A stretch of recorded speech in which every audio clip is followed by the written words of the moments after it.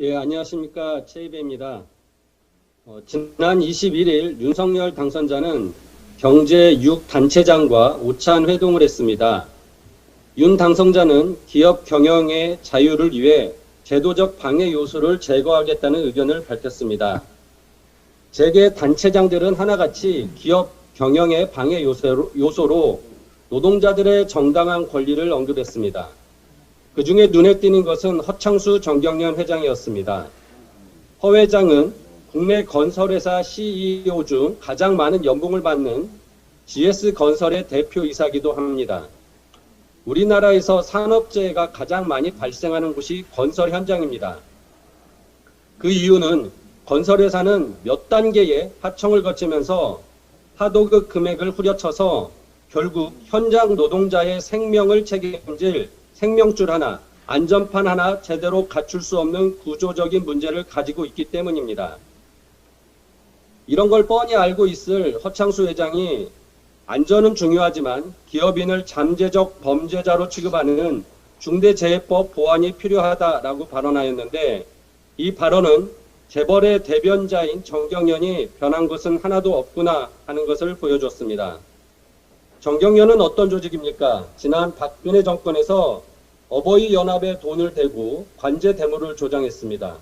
미르재단과 K스포츠 재단 지원을 위해 재벌들의 기부금을 모집한 국정농단의 하수인이었습니다. 퇴행적 정경유착의 핵심이었습니다. 하지만 이런 정경련을 되살린 것은 민주당이었습니다. 이번 정권 초기만 해도 정경련을 해체하자고 주장했던 민주당이 2019년 9월 재계의 목소리를 듣겠다며 정경련을 방문하였습니다. 국정농단의 하수인을 재계 파트너로 인정한 것입니다. 5년 전 탄핵과 함께 재벌개혁은 국민들의 큰 요구였습니다. 그런데 지난 5년 동안 정부와 민주당은 재벌개혁에 큰 성과를 내지 못했습니다.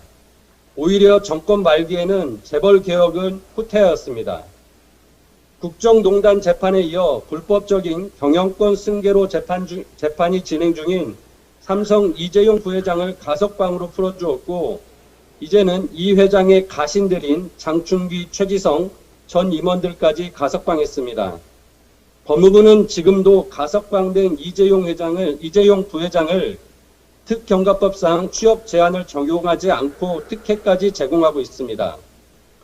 국정농단의 하수인인 정경련을 다시 당당한 국정 파트너로 되살리고 퇴행적인 정경유착의 범죄자들의 죄를 끝까지 묻지 않고 상황 논리에 따라 불법 경영진에게 특혜까지 제공한 것입니다. 우리 민주당과 정부는 공정의 가치를 너무 쉽게 훼손했습니다. 제대로 된 적폐를 도려내지 못했습니다. 이 점 깊게 반성합니다. 민주당은 다시 공정한 경제 생태계를 만들기 위해 정신 차려야 합니다. 노동자들의 정당한 권리마저 기업 경영의 방해 요소라며 일하다 죽지 않을 권리마저 손보자고 하고 주식시장에서 아직도 소액주주들의 뒤통수를 치는 일을 버젓이하는 재벌 총수들의 황제 경영을 손봐야 합니다. 현행 중대재해기업처벌법은 물러설 수 없는 최소한입니다. 절대 물러서지 않겠습니다. 또한 이용우 의원이 준비 중인 이사가 모든 주주의 이익을 보호할 수 있도록 하는 상법 개정안도 국민의 재산을 보호하는 민생 법안입니다. 조속히 처리될 수 있도록 하겠습니다. 이상입니다.